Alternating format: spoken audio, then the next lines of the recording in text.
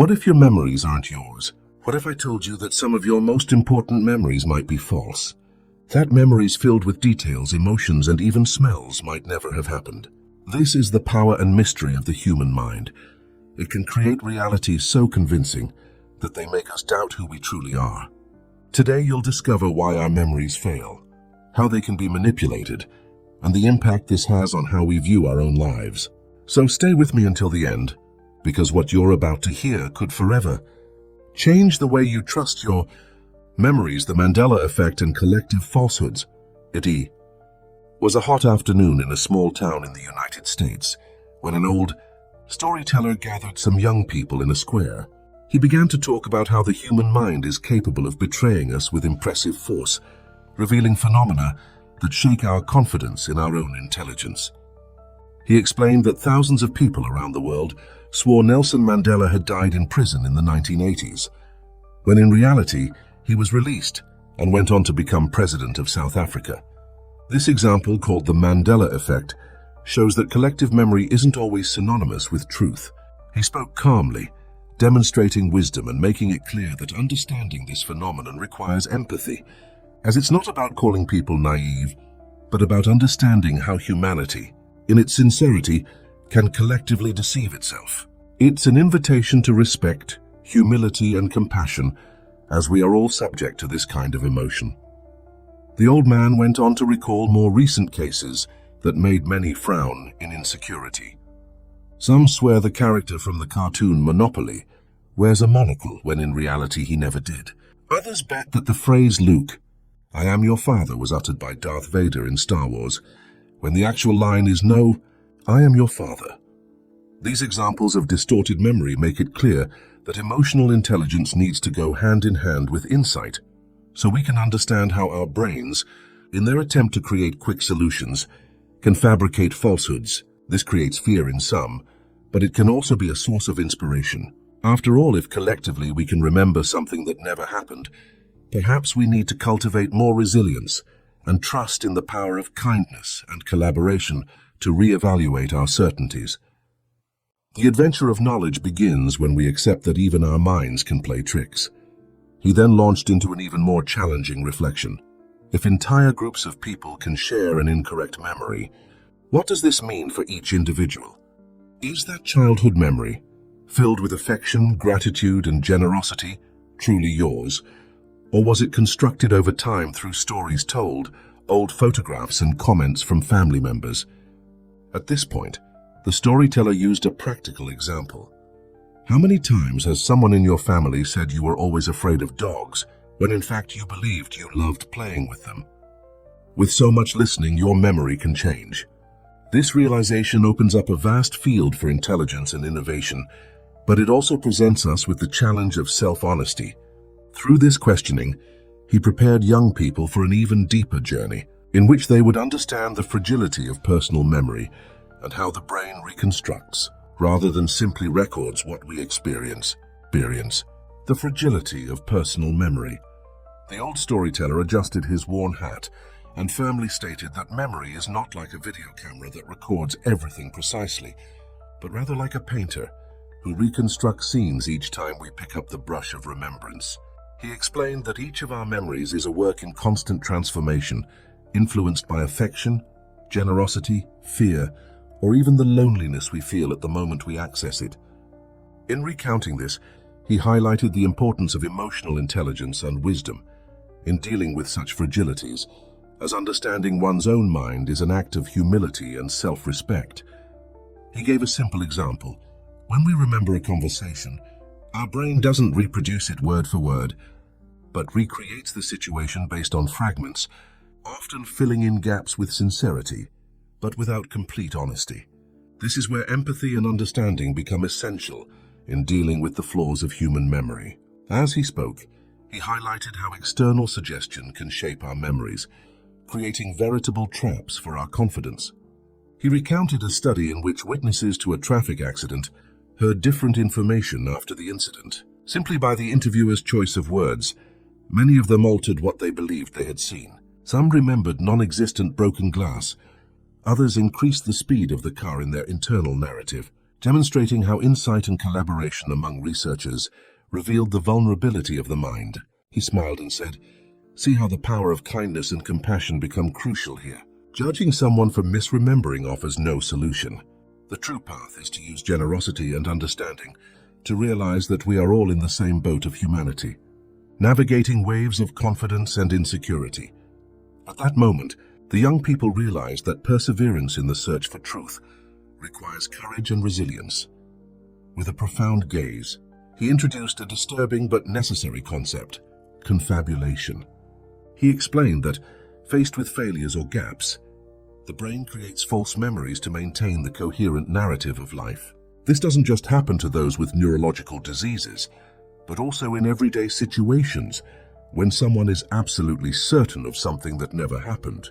He told of a man who swore he'd gone to a park with his wife on a certain date, but upon seeing the photographs, he realized the visit had been with a group of friends.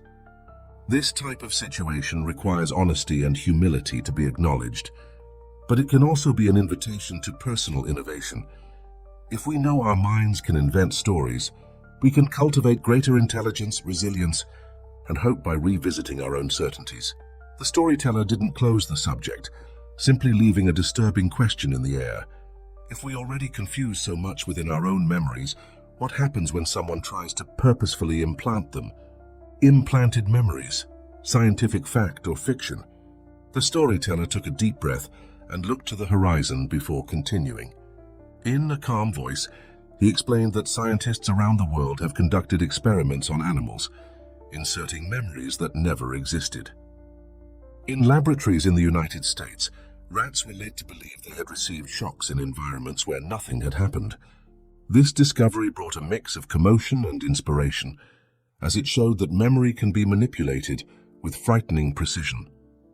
He emphasized that this practice is not only an intelligence experiment, but also a warning that humanity needs to cultivate wisdom, respect, and generosity to reflect on the direction of science. It's not enough to simply celebrate innovation. It's necessary to humbly question whether every advance brings solutions or can generate new forms of fear, insecurity, and loneliness. After all, playing with memories is playing with the heart of our identity. As the young people's eyes widened, the storyteller described hypotheses of what could happen if this technology were applied to human beings. He painted a scenario in which someone, through implants, began to remember a crime they never committed, or even a childhood filled with affection they never experienced.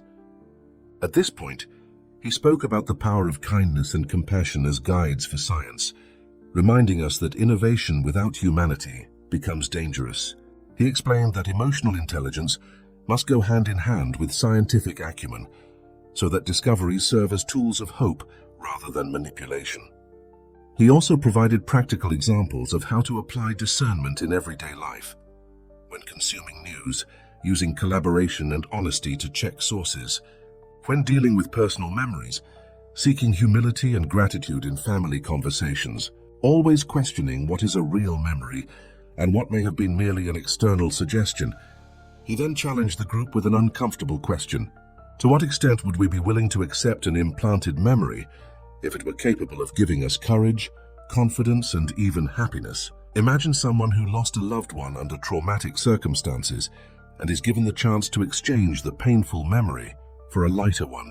Was this an act of love and reconciliation, or a betrayal of truth itself? The accountant stated that this ethical dilemma is one of the most difficult of our time, as it involves altruism, perseverance, and resilience in the face of pain. At the same time, he emphasized that every choice must be guided by empathy and respect for each individual's humanity.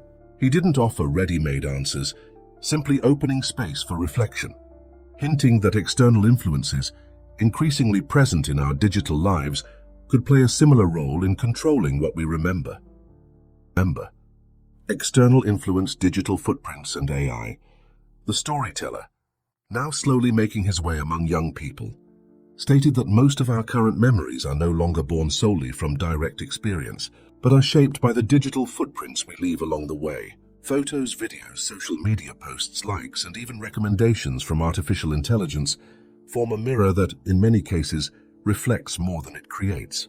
With his voice full of wisdom, He explained that humanity today lives a paradox. We have more records than ever, but trust in them is increasingly fragile.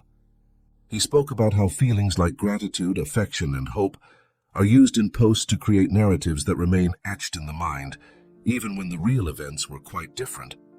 This is where understanding and emotional intelligence become fundamental, as only with generosity and perspicacity can we distinguish true memories from those fabricated by digital means. To illustrate, he brought up the topic of deepfakes. These digital creations capable of generating convincing videos of people saying or doing things that never actually happened.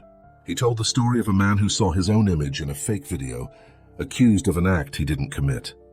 The commotion was so great that even his family doubted him, until the truth came out.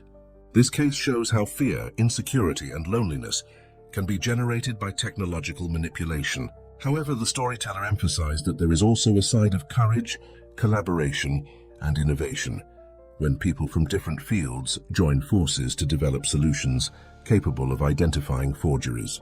He asked young people to reflect on the power of kindness and compassion when using their own social media, encouraging honesty and generosity in sharing information. Small gestures of sincerity and humility online can transform into great acts of love and respect in building collective memory. With a serious expression, he challenged listeners to consider whether the so-called digital echo chamber in which they live truly reflects their memories or creates them from what they consume daily. He commented that every like, every click, and every search form a mosaic that feeds algorithms, which in turn return narratives that may not represent reality but end up becoming accepted memories. Was what you believe you experienced actually an experience or just a suggestion? He asked. This reflection resonated deeply with the young people, sparking both fear and inspiration. The storyteller emphasized that facing this reality requires resilience, intelligence, and initiative, but also humility and humanity. And so he left open the bridge to the next stage, showing that the question is not just digital, but philosophical. Who are we if we can't trust our own memories? The philosophical echo chamber. The storyteller stopped before the group and paused for a long, almost solemn moment. His eyes shone with the intensity of someone carrying decades of wisdom.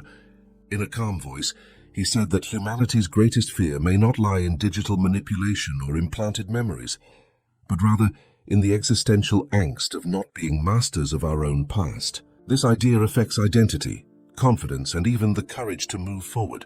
After all, if memory is the foundation of our history, who would we be without it? He explained that this doubt generates loneliness and insecurity, but it can also open space for hope, inspiration, and reconciliation. Amid the young people's commotion, he emphasized that facing this dilemma requires humility, honesty, and emotional intelligence, so that we can redefine our humanity without getting lost in the key labyrinth of uncertainty. He continued by stating that living in a philosophical echo chamber means constantly hearing the repetition of one's own beliefs, with no room for questioning. When we only surround ourselves with people and information that confirm what we already believe, our minds begin to confuse conviction with memory. The storyteller cited practical examples. Families who repeat a story so many times that everyone swears they experienced the same scene, even without proof. Groups that defend versions of historical facts until they become collective memory. He reminded us that, to escape this cycle, we must cultivate empathy, compassion, and respect, opening ourselves to collaboration and innovation in conversations. A simple exercise in humility, such as listening to someone with a contrary opinion, can be an act of courage that strengthens resilience and wisdom. The power of kindness, he said, lies not only in comforting but in provoking reflection. Finally, he invited young people to critically examine their own memories and sources of information. He explained that this does not mean living in constant distrust, but rather adopting an attitude of intelligence, altruism, and perseverance. He told the story of a woman who always believed her grandmother had taught her how to cook a certain recipe. Years later, she discovered in an old notebook that she had actually learned it from a neighbor. This revelation didn't diminish the affection, gratitude, or love she felt for her grandmother, but it helped her understand how the mind creates narratives that strengthen bonds. Memory is as much about facts as it is about meaning, the storyteller said. With this phrase, he paved the way for deeper reflections, showing that emotions are the next step in understanding how we remember and why we remember. The weight of emotions in memory. The accountant sighed deeply and said that our memories are not stored in iron vaults, but in delicate fabrics sewn by emotions. With a serene smile, he explained that when we feel fear, loneliness, or insecurity, the memory is etched like a brand. However, when we experience moments of love, affection, gratitude, or hope, they become like perfumes that never fade. He gave the example of a child who clearly remembers the day they got lost in a supermarket. The terror they felt made that moment remain vivid forever. Likewise, a sincere hug from a father or mother, filled with generosity and kindness, also leaves its mark with the same power. Thus, emotions function like intense inks that shape the stories we tell ourselves. The old man emphasized that understanding this is an act of emotional intelligence and wisdom, which allows us to reframe experiences in a more human way. As he walked, he shared how this connection between emotion and memory can be used practically. He told of a man who decided to record moments of gratitude daily in a notebook. This simple initiative became a powerful tool for resilience, helping his memories be shaped more by hope than insecurity. The storyteller recalled that this type of practice, in addition to strengthening intelligence, helps cultivate courage and humility in the face of life. He encouraged young people to create their own rituals of affection, whether by writing letters to themselves or recording small acts of kindness they witness in their daily lives. He emphasized that by doing this, we help our minds feed on the power of kindness, creating a collection of memories that inspire us to persevere, overcome, and constantly innovate. The adventure of life, according to him, is choosing which emotions we want to color our past. Finally, he made a point of reminding us that emotions not only shape memories, but can also distort them. How often does someone, in the midst of anger, remember details they later discover never happened? And how often does nostalgia make us exaggerate the beauty of moments that, in reality, were simple? The accountant emphasized that self-honesty is essential to balance this scale. He advised young people to practice insight and collaboration in relationships, asking those close to them how they remember certain events, then confronting different versions and growing in understanding. In closing, he left a powerful reflection. If emotions can strengthen or distort our individual memories, what about collective memories passed down through generations? Collective memory and the power of kindness. The storyteller resumed his narrative, explaining that memories belong not only to individuals, but also to entire groups. Family gatherings, community celebrations, and traditions passed down through decades are living examples of how the collective builds shared narratives. He spoke about how stories of courage, affection, and hope span generations, strengthening bonds and bringing inspiration to the young. He explained that this collective memory is shaped by the respect, empathy, and generosity of those who choose to share. When a grandmother tells of difficult times, for example, she not only records facts, but also offers lessons of resilience and wisdom that nourish humanity. The storyteller made it clear that in this process, emotional intelligence and humility are as important as honesty, because what is transmitted is not only what happened, but also how it was felt. He cited the case of communities that preserve stories of resilience amid wars or natural disasters. These stories, passed by word of mouth, became more than memories. They became fuel for collective perseverance. He told of a neighborhood in the United States that, after being devastated by a hurricane, rebuilt because people decided to record not only the losses, but also the acts of kindness, altruism, and collaboration that marked the reconstruction. For the storyteller, this is the true power of collective memory. It can choose to emphasize pain or the power of kindness.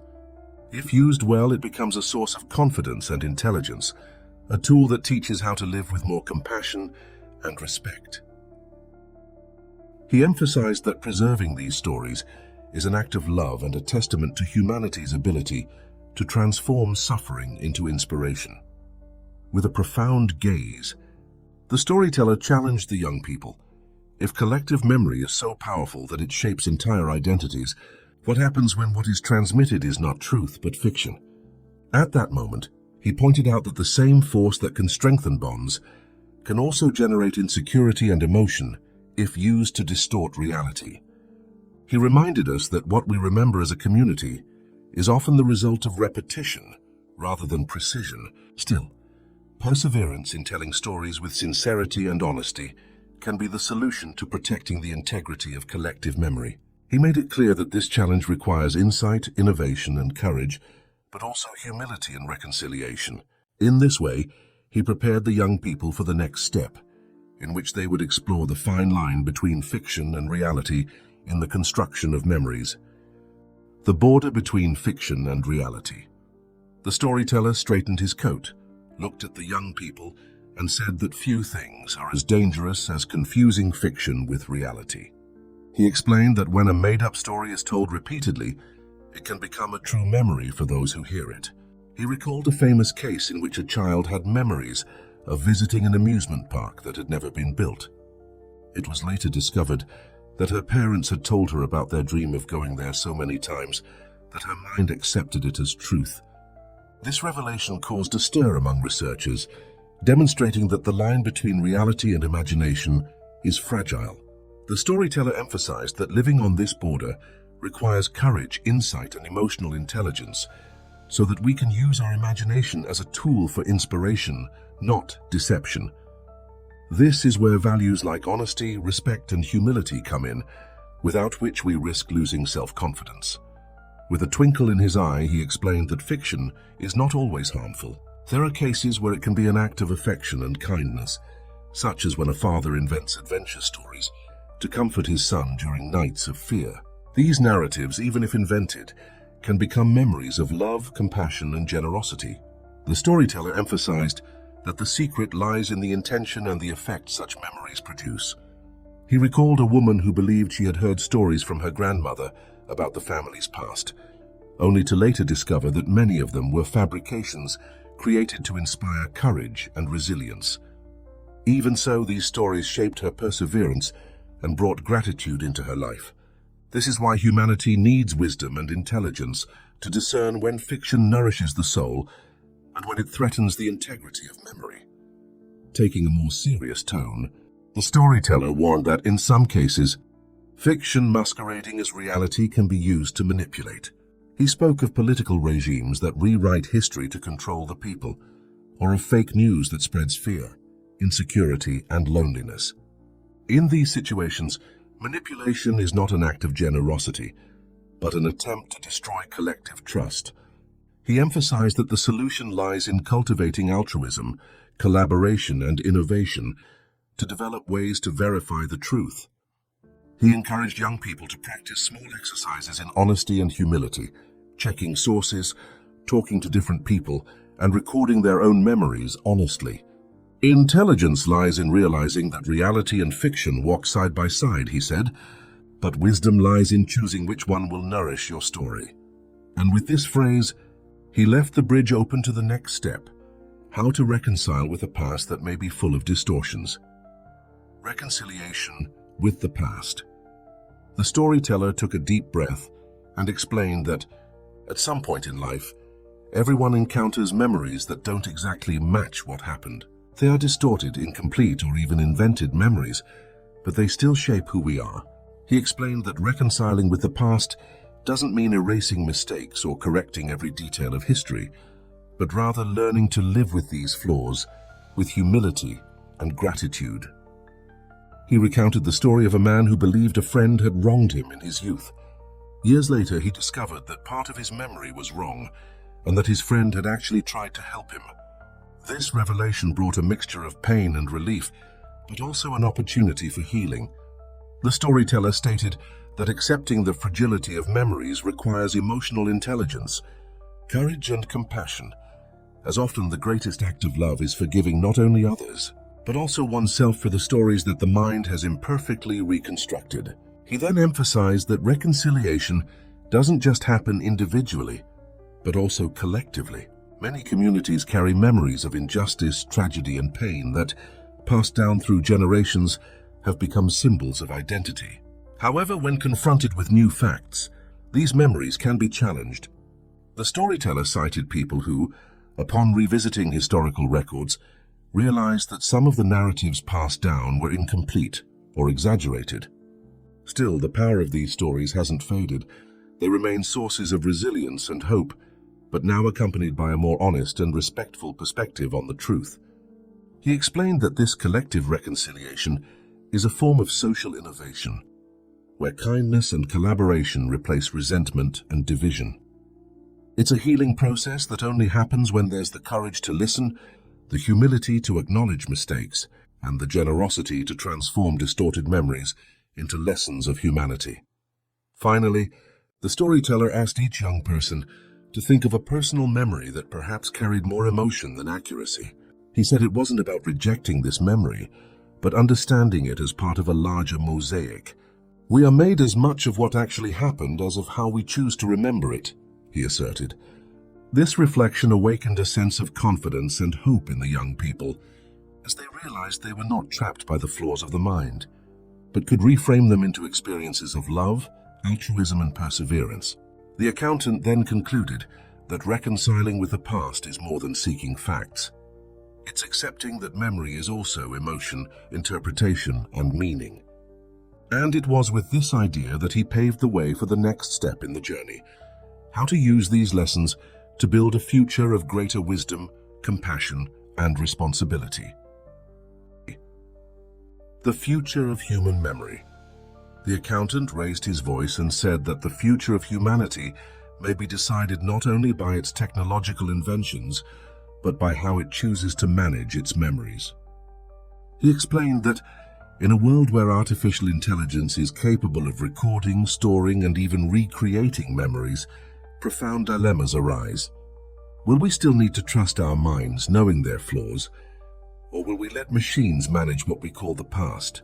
He painted a picture of a future where families access digital files to revisit birthdays, dates, and even simulated emotions.